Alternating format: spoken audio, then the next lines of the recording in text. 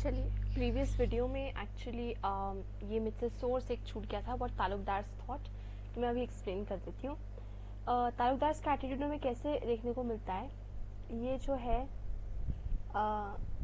Hanwant Singh, Raja of कलंकर, okay, ये जो है म्यूटिनी के टाइम की बात है और इन्होंने एक ब्रिटिश ऑफिसर की हेल्प की थी, उनको शेल्टर दिया था। तो जैसे ही हनवंत सिंह उनको कहीं सेफ जगह पर पहुंचा कर निकल रहे थे, हनवंत सिंह उनसे कहते हैं, मतलब एक तालुकदार ही थे ना ये हनवंत सिंह भी, तो वो उनसे कहते हैं कि साहिब आपकी ही से Sahib your country man came into this country and drove out your king. तो वो ये कहते क्योंकि अवध के ही थे, हनवंत सिंह जो थे वो अवध, रायबरेली अवध का एक पार्ट था। तो वो उस ऑफिसर को कहते हैं कि आप हमारी कंट्री में आए एंड आपने हमारी कंट्री से हमारे ही राजा को बाहर निकाल दिया।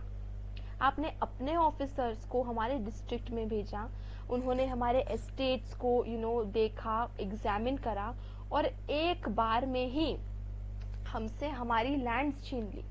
वो लैंड जो कि मेरी फैमिली में बहुत टाइम से, टाइम इमेमोरियल मतलब बहुत ही लंबे समय से मेरी फैमिली का थी, मेरी फैमिली का उसके ऊपर हक था, आपने हमसे वो लैंड छीन ली। ठीक है, फिर भी मैं मान गया और एकदम से आपके ऊपर अब मिसफॉर्चून आ गया, ये रिवोल्ट एकदम से आपके ऊपर आ गया। अब इस जमीन के लोग, इस लैंड के लोग आपके खिलाफ खड़े हो गए। आप मेरे पास आए प्रोटेक्शन के लिए, आपने मुझसे मेरी लैंड छीनी और आप मेरे पास आए प्रोटेक्शन के लिए, आपने जिसको बिल्कुल बर्बाद कर दिया, आपने मुझसे मेरा सब कुछ ले लिया, मेरी लैंड जो कि कब से मेरी फैमिली में थी मुझसे ले ली। मैंने अभी तो आपको बचा दिया है, लेकिन अब मैं लखनऊ की तरफ जाऊंगा और आपके लोगों को हमारे देश से बाहर निकालूंगा। तो ये एटीट्यूड था तालुकदार का। So it is quite self explanatory. अब व्हाट द रिबेल्स वांटेड, ये जो रिबेल्स कर रहे थे 1857 में, इनको क्या चाहिए, क्या था एक्चुअल में। अब देखिए, ब्रिटिशर्स ने इस रिबेलियन को सप्रेस कर दिया था, तो वो ऑफ कोर्स इस रिबेलियन में एक्चुअल विक्ट्री किसकी हुई थी, ब्रिटिशर्स की। तो अब ये बात आती है कि हमें कैसे पता चले कि रिबेल्स को क्या चाहिए था, क्योंकि ब्रिटिशर्स ने जो कुछ रिकॉर्ड किया था वो क्या रिकॉर्ड किया, उनके खुद के हीरोइज्म के बारे में, कि किस तरीके से उन्होंने हीरोइक के लिए रिबेल्स को क्रश कर दिया, पूरे रिबेलियन को क्रश कर दिया, रिवोल्ट को खत्म कर दिया, वो जीत गए एंड ऑल दैट, किस तरीके से उन्होंने पूरा रिप्रेस कर दिया, और कैसे ये रिबेल्स जो थे ये बहुत ही अनग्रेटफुल थे और बैरबैरिक थे, सैवेजेस थे, जो लोगों का हम तो इतना अच्छा रिफॉर्म कर रहे हैं, इतना एडवांसमेंट ला रहे हैं और ये लोग बिल्कुल बैरबैरिक टाइप है, ऐसे लड़ रहे हैं एंड दिस एंड दैट। इस तरीके से ब्रिटिशर्स के रिकॉर्ड में हमें देखने को मिलता है। तो कैसे पता चले कि यार ब्रिटिशर्स क्या, रिबेल्स क्या चाहते थे इस रिबेलियन के, तो क्यों उन्होंने रिबेल करा, क्योंकि बहुत कम रिबेल्स थे जिन्होंने रिकॉर्ड करा होगा कुछ कि उनके हिसाब से क्या हुआ, इवेंट्स क्या थे, क्योंकि ज्यादातर रिबेल्स कौन थे, ऑर्डिनरी मैन, पेजेंट्स, सिपॉइज, और ये सब लोग तो इलिटरेट थे, ये लोग पढ़े लिखे नहीं थे, तो हाउ वुड दे रिकॉर्ड कि वो लोग क्या चाहते थे। तो सिर्फ हमें कुछ प्रोक्लेमेशंस एंड कुछ इश्तिहार मतलब नोटिफिकेशंस या थोड़े से कुछ जो उनको मिलते थे, नोटिसेस वगैरह थे, वो जो रिबेल लीडर्स थे उन्होंने इशू करे थे, ताकि वो लोगों तक अपने आइडियाज प्रोपोगेट कर सके, कि लोगों को वो कर सके कि आप रिवोल्ट को ज्वाइन करिए। उसके अलावा हमारे पास बहुत ज्यादा कुछ नहीं है कि जो हमें बता सके कि रिबेल्स क्या चाहते थे या वो किस तरीके से इस रिवोल्ट को व्यू कर रहे थे। हमें जो है हमारे पास ब्रिटिशर्स के पर्सपेक्टिव से है, ठीक है। बहुत अटेम्प्ट्स किए गए हैं कि 1857 में जो हुआ उसको किस तरीके से हम रिकंस्ट्रक्ट कर सकते हैं, सोर्सेज ढूंढने की कोशिश की गई है, लेकिन जितने भी सोर्सेज है वो हमें क्या बताते हैं कि क्या ब्रिटिश चाहते थे, ये बहुत कम या बिल्कुल कम बताते हैं कि रिबेल्स क्या चाहते थे, उसके बारे में हमें ज्यादा नहीं पता है। The vision of unity, rebel proclamations यानी जो प्रोक्लेमेशंस किए थे 1857 में, वो सभी लोगों को एक ही बात कह रहे थे कि आप कोई भी कास्ट के हो, कोई भी क्रीड के हो, आप यूनाइट हो जाओ, ठीक है, आप यूनाइट हो जाओ और एक साथ ब्रिटिशर्स को इस कंट्री से बाहर निकालो। जैसे कि बहुत सारे प्रोक्लेमेशंस जो थे वो मुस्लिम प्रिंसेस जैसे नवाब हो गए, जो भी वो लोग इसको इशू करते थे, उनके नाम में या तो इशू होते थे, और वो हिंदूज के सेंटिमेंट्स को भी एड्रेस करते थे यानी हिंदूज की भावनाओं को भी ध्यान में रखते हुए ये प्रोक्लेमेशंस लिखे जाते थे। तो ये एक एग्जाम्पल है, एक एविडेंस है कि कैसे मुस्लिम्स और हिंदूज के बीच में कितना क्लोज रिलेशन था या इतनी यूनिटी थी कि भले ही वो मुस्लिम प्रिंस के नाम पे या मुस्लिम प्रिंस उसको इशू करे, लेकिन हिंदूज के बारे में भी उसमें दिया है कि हिंदूज भी क्या चाहते थे इसके थ्रू, ये जब प्रोक्लेमेशन इशू होते थे। तो ये रिबेलियन कैसे देखते थे, एक ऐसा इस रिबेलियन को जो रिबेल्स है वो ऐसा व्यू करते थे कि अगर ये रिबेलियन वो हार गए तो हिंदू और मुस्लिम बराबरी से जो भी खोएंगे उनका वो बराबरी से खोएंगे, या उनको जो मिलेगा उन दोनों को मिलेगा।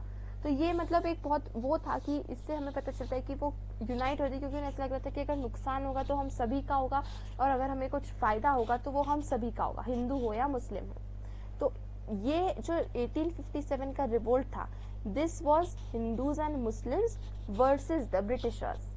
ओके, और ये जो इश्तिहार से ये प्री ब्रिटिश हिंदू मुस्लिम पास्ट को ग्लोरीफाई करते हैं कि कैसे मुगल एम्पायर्स के टाइम पे मुस्लिम्स एंड हिंदूज काफ़ी खुशी खुशी एक साथ रह रहे थे। उस चीज़ को भी उन्होंने काफ़ी ग्लोरीफाई करा कि यार हिंदू मुस्लिम हम लोग तो कब से एक साथ रहते आ रहे हैं, हम आज भी एक साथ रह सकते हैं, मिलजुल कर हम ब्रिटिशर्स से लड़ सकते हैं।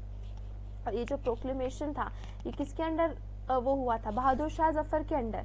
और वो लोगों से अपील कर रहा था कि यार आप दोनों की तरफ से, मोहम्मद की तरफ से और महावीर की तरफ से, दोनों की उधर से आप फाइट करो, ठीक है। मोहम्मद एंड महावीर मतलब हिंदू एंड मुस्लिम दोनों के नाम पे आप फाइट करो। तो इट वाज लाइक ये बहुत ही यूनिक एंड रिमार्केबल चीज़ थी, जो यूनिटी हिंदूज और मुस्लिम्स की हमें इस टाइम पर देखने को मिलती है, ठीक है। और ये इसीलिए भी ज़्यादा यूनिक थी क्योंकि ब्रिटिशर्स ने काफ़ी कोशिश की थी हिंदूज और मुस्लिम्स को डिवाइड करने की। उन अटेम्प्ट्स के बाद हिंदूज और मुस्लिम्स यूनाइट नहीं हुए और उनकी यूनिटी डिवाइड नहीं हुए और उनकी यूनिटी बनी रही। तो it was a big and remarkable thing at that time.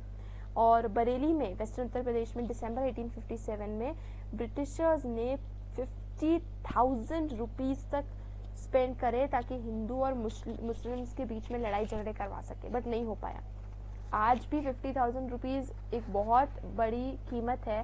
तो दैट टाइम तो 50,000 was like, we can not compare it with lakhs and crore तक पहुंच सकती है उस टाइम के 50,000 रुपये। तो अप्रॉक्सीमेटली 150 ईयर्स पहले की हम बात करें, 150-200 ईयर्स, तो तब तो 50,000 रुपीज़ तो आज के अप्रॉक्सीमेटली करोड़ में बात आ जाएगी।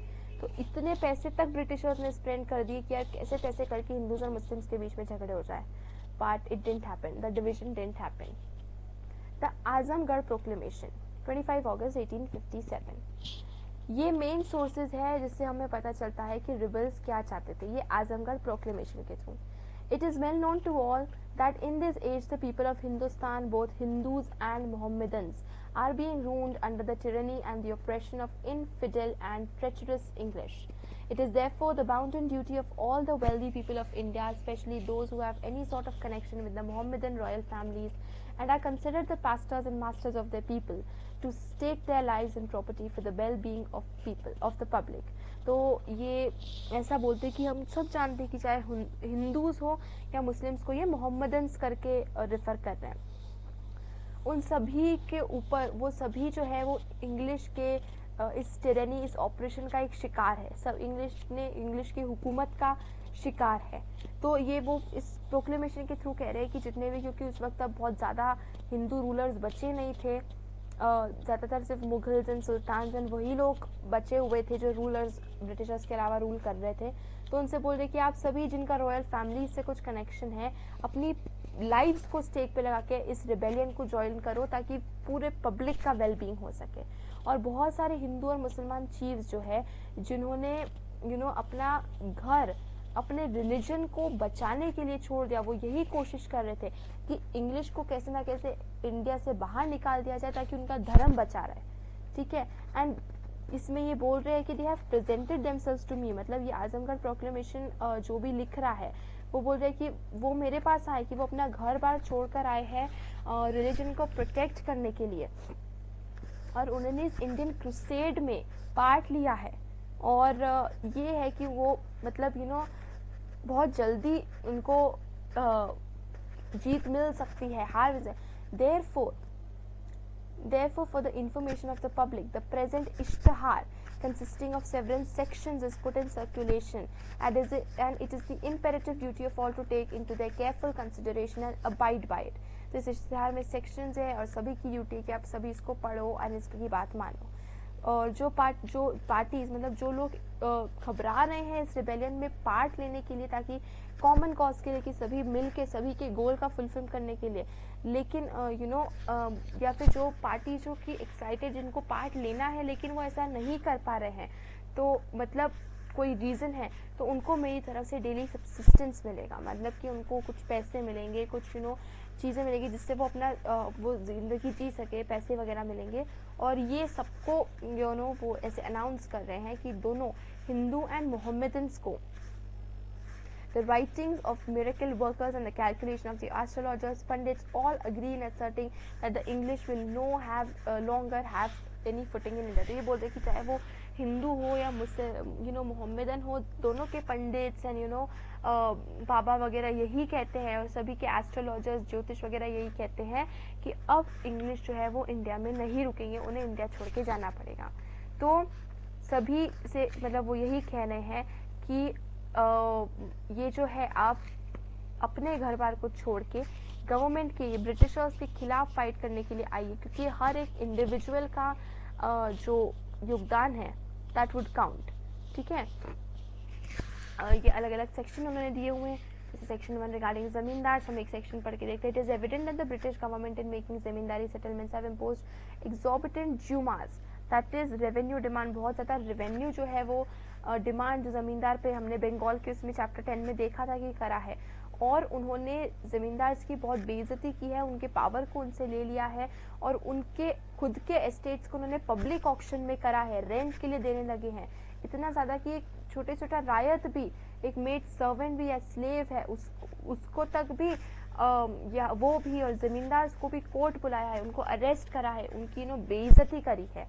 तो in litigation regarding zamindar, the immense value of stamps and other unnecessary expenses of the civil courts are all calculated to impoverish the litigants. Besides this, the coffers of the zamindar are annually taxed with the subscription for schools, hospitals, roads, etc. Such extortions will have no manner of existence in the Badshahi government, but on the contrary, the Jumas will be light. The dignity and honor of the zamindar safe, and every zamindar will have absolute rule in his own zamindari. तो इन sections के through जो बादशाही government, मतलब ये Azamgarh proclamation जो है वो बहादुर शाह जफर के नाम पे ये छपा था इश्तिहार. तो वो यही कह रहे कि यार जितना भी ब्रिटिशर्स ने ज़मींदार के साथ किया है, तो मैं आपका रेवेन्यू डिमांड मतलब कम होगा, मेरे राज के अंडर में बहुत कम हो जाएगा जुमा. आपको वही डिग्निटी, आपकी अपनी ऑनर, आपको अपनी पावर आपको वापस मिलेगी, और हर ज़मींदार का अपनी ज़मींदारी में एब्सोल्यूट रूल होगा. ओके, अब देखते हैं मर्चेंट्स के बारे में क्या कहते हैं. It is plain that the infidel and treacherous British government have monopolised the trade of all the fine and valuable merchandise such as indigo, cloth and other articles of shipping, leaving only the trade of trifles to the people. Besides this, the profits of the traders are taxed with postages, stalls and subscription for schools, etc. तो वो यही कह रहे कि यार ये merchants को भी वो यही कह रहे हैं. तो इन सेक्शंस के थ्रू मतलब प्रोक्लेमेशन में बताया जा रहा है कि अगर बादशाही गवर्नमेंट पावर में आ जाती तो आपको क्या क्या मिलेगा. तो हमने ज़मींदार को देखा कि उनको क्या मिलेगा, उनका टैक्स कम कर दिया, रेवेन्यू कम कर दिया जाएगा, उनको उनकी डिग्निटी वापस दे दी जाएगी, उनकी ज़मींदारी में एब्सोल्यूट रूल होगा. मर्चेंट्स को वो यही कह रहे हैं कि मर्चेंट्स के साथ भी लोग ब्रिटिशर्स ने धोखा किया है. इंडिगो, कॉटन जैसे रॉ मटेरियल्स को ब्रिटिशर्स ने यहाँ से बहुत कम प्राइसेस में खरीद कर ब्रिटेन में और बाहर ग्लोबल वर्ल्ड में काफ़ी ज़्यादा दाम में बेचे हैं, और जो भी सिर्फ कुछ छोटा मोटा ट्रेडर्स और मर्चेंट्स के लिए छोड़ दिया है. और जो कुछ उन्होंने ब्रिटिशर्स ने यहाँ पे छोटा मोटा छोड़ा, उसके ऊपर भी उन्होंने टैक्स लगा दिए, और स्कूल्स के लिए सब्सक्रिप्शंस और टोल्स वगैरह लगा दिए.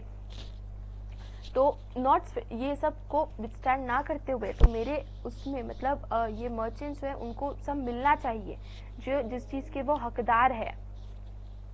और जब बादशाही गवर्नमेंट रूल में आएगी तो मैं ये सभी फ्रॉड प्रैक्टिसेस को हटा देंगे, और हर मर्चेंट के पास उसकी खुद की पावर होगी, वो अपना खुद ट्रेड कर पाएंगे, उसके पास रिसोर्सेज होंगे, लैंड होंगे, और लैंड एंड वाटर जो है वो मर्चेंट्स उसको फ्रीली यूज़ कर पाएंगे ओवरसीज जाने के लिए या फिर लैंड के थ्रू जाने के लिए दूसरे देशों में अपना सामान बेचने के लिए। तो ये हर मर्चेंट की ड्यूटी है कि वो इस रिवोल्ट में, इस वॉर में पार्ट लो और बादशाही गवर्नमेंट को अपने आर्मियों के साथ, अपने मनी के साथ, उनके पास जो भी रिसोर्सेज है उससे बादशाही गवर्नमेंट को सपोर्ट करो। Public servants. It is not secret thing that under the British government, natives employed in the civil, military and services have little respect. वो ये बोल रहे कि यार सिविल सर्वेंट्स के पास कुछ रिस्पेक्ट ही नहीं है ब्रिटिशर्स के अंदर, उनके पास उनकी सैलरी बहुत कम है, उनका इन्फ्लुएंस नहीं, उनकी बात कोई नहीं सुनता, उनको बुरी तरीके से ट्रीट किया जाता है, उनकी कोई डिग्निटी नहीं है और उनके डिपार्टमेंट में हायर पोजीशन सब इंग्लिश मैन को दी गई है। तो ये सभी ये सभी पब्लिक सर्वेंट्स की ड्यूटी है कि अपने रिलीजन के लिए, अपनी कंट्री के लिए आप अपनी लॉयल्टी इंग्लिश को नहीं बादशाही गवर्नमेंट को दो और 200-300 रुपीज तक की सैलरी हर महीने पाओ और हाई पोस्ट पाओ ये इंडियंस को। मतलब ये जो सेक्शंस है एक तरीके से ल्योर कर रहे हैं इन सभी लोगों को कि अगर बादशाही गवर्नमेंट का आप साथ दोगे तो आपको रिटर्न में क्या क्या मिलेगा। ठीक है, आर्टिसंस को वो क्या कह के ल्योर करते हैं कि यूरोपियंस ने अपने इंग्लिश आर्टिकल्स को, इंग्लिश चीज़ों को जो ब्रिटिश फैक्ट्री मेड है उनको इंडिया में लाए हैं और इस वजह से जो हैंड वीविंग करने वाले लोग हैं, जो आर्टिस्ट है, जो कि कॉटन ड्रेसेस अपने हाथ से बनाते हैं, ये स्मॉल जो इंडस्ट्रीज है, कारपेंटर्स वगैरह, इन लोगों के मतलब इन लोगों का लाइवलीहुड उनसे छीन गया है। उनके पास अब कुछ काम करने को नहीं बचा है क्योंकि मार्केट्स में हर जगह ब्रिटिश गुड्स देखने को मिलते हैं। ठीक है, तो आप वॉर में पार्ट लो और बादशाही गवर्नमेंट के अंदर आपके वर्क को भी वैल्यू की जाएगी, आपको एक्सक्लूसिवली पैसे मिलेंगे अपनी सर्विस के लिए, आप राजाओं को, किंग्स को अपनी सर्विस दोगे, उनके लिए चीज़ें बनाओगे और आपकी प्रॉस्पेरिटी होगी। तो आप इंग्लिश सर्विसेज को रिनाउंस करके आप बादशाही गवर्नमेंट का साथ दो। अब पंडित्स के लिए कहते हैं कि फ़कीर और बाकी पंडित्स के लिए कहते हैं कि वो हिंदू और मोहम्मदन रिलीजन के गार्डियंस है, उसको सेव करने वाले, उसको प्रोटेक्ट करने वाले हैं और यूरोपियंस इन दोनों रिलीजन्स के एनिमीज है। तो आप लोग भी आओ और इस वॉर में जुड़ो और अपने होली वॉर के लिए, मतलब अपने धर्म के लिए इस वॉर में जुड़ो और ब्रिटिशर्स को बाहर निकालो। What sepoys thought? This is one of the urges, petition और application of rebel sepoys that have arrived। एक अर्जी, एक एप्लीकेशन sepoys की है, rebel sepoy की। A century ago, the British arrived in Hindustan and gradually entertained troops in their service and became masters of every state. Our forefathers have always served them, and we also entered their service. But the mercy of God and with our assistance, the British also conquered every place they liked, in which thousands of us, Hindustani men, were sacrificed. But we never made any excuses or pretenses nor revolted. तो इसमें ये एक application है, एक सिपोही ऐसा कहता है कि बहुत समय पहले ब्रिटिशर्स हिंदुस्तान में, और हमारे पूर्वजों ने ब्रिटिशर्स की सेवा करी, वो उनके आर्मी में जुड़े, उन्होंने ब्रिटिशर्स को सर्व किया, फिर हम भी इनकी आर्मी में जुड़ गए, हमने भी इनको सर्व किया। और लेकिन अब ऐसा होता जाए कि ब्रिटिशर्स को जहाँ पसंद आता है, जो जगह पसंद आती है, वो अपने कब्जे में ले लेते हैं, उसको एक्सप्लॉइट कर लेते हैं। और फिर भी उसके बाद भी, और हमारे हिंदुस्तानी मैन को हमने सैक्रिफाइसेस दिए इंडियन मैन ने, लेकिन उसके बाद भी हमने रिवोल्ट नहीं करा, हमने कुछ कहा नहीं, कुछ हमने करा नहीं। लेकिन इस 1857 ईयर में ब्रिटिश ने एक नए कार्ट्रिजेस का ऑर्डर इशू कर दिया जिसमें कि काउ फैट है, पिग फैट है, और एक आटा भी ऐसा मार्केट में लाए हैं जिसमें काउ और पिग के पाउडर्ड बोन्स हैं और उसको हर उसमें डिस्ट्रीब्यूट कर रहे हैं, कैवलरी में, आर्टिलरी या इन्फेंट्री में। तो ये कैट्रिजेस जो है वो सोल्जर्स को दिए जा रहे हैं और ये उसके धर्म को भ्रष्ट कर रहे हैं। और थर्ड लाइट कैवलरी ने ऑर्डर करा है कि आपको उनको मुंह से बाइट करना है। तो ये सही चीज़ नहीं है। हम ये पिग के और काउ के फैट वाले कार्ट्रिजेस मुंह से नहीं बाइट करेंगे और ये आटा नहीं खाएंगे। We will never do for them. ये हमारे रिलीजन और हमारे फेथ को डिस्ट्रॉय कर रहा है। वो कहते हैं कि upon this British officers paraded the men of the 3 regiments and having prepared 1400 English officers and other battalions of European troops and horse artillery surrounding them and placing 6 guns before each the infantry regiments, loaded the guns with grape and made 84 new troopers prisoners and put them in jail with irons on them. The reason that the sowers of the cantonment were put into jail was that we should be frightened into biting the new cartridges. मतलब वो ये कहते हैं कि जब मैंने ये petition लगाई, जब ये अर्जी मैंने एप्लीकेशन दी, तो ब्रिटिश ऑफिसर्स ने अपने सोल्जर्स प्रिपेयर करे और हमारी तरफ गन पॉइंट की, हमारी हथकड़ियाँ डाल के हमें जेल में डाल दिया गया। और उसका रीज़न ये था कि हम डरे और हम डर के ये न्यू कार्ट्रिजेस, उनके डर में हमको ये बाइट करना ही पड़े, तो इस वजह से ब्रिटिश ऑफिसर्स ने ये रास्ते लगाए, ये सब तरीके अपनाए. On this account, we and all our countrymen having united together have fought on the British for the preservation of our faith. We have been compelled to make war. ये मतलब ये हमारे राजा, हमारे चीफ्स और इनके लिए ये हमको ये ज़बरदस्ती अब हमारे ऊपर रिस्पॉन्सिबिलिटी आ गई है कि हम जिसमें फेथ रखते हैं, जो हमारा रिलीजन है, उसको प्रोटेक्ट करने के लिए अब हम ब्रिटिशर्स से लड़े, और हमको लड़ना पड़ेगा और हमको उनसे जीतना पड़ेगा, ताकि हमारा धर्म भ्रष्ट ना हो, ताकि हमारा धर्म जो है वो इंटैक्ट रहे. क्योंकि अगर हिंदू और मुसलमान का धर्म उससे छूट जाता है तो फिर बचता ही क्या है उसके लिए दुनिया में.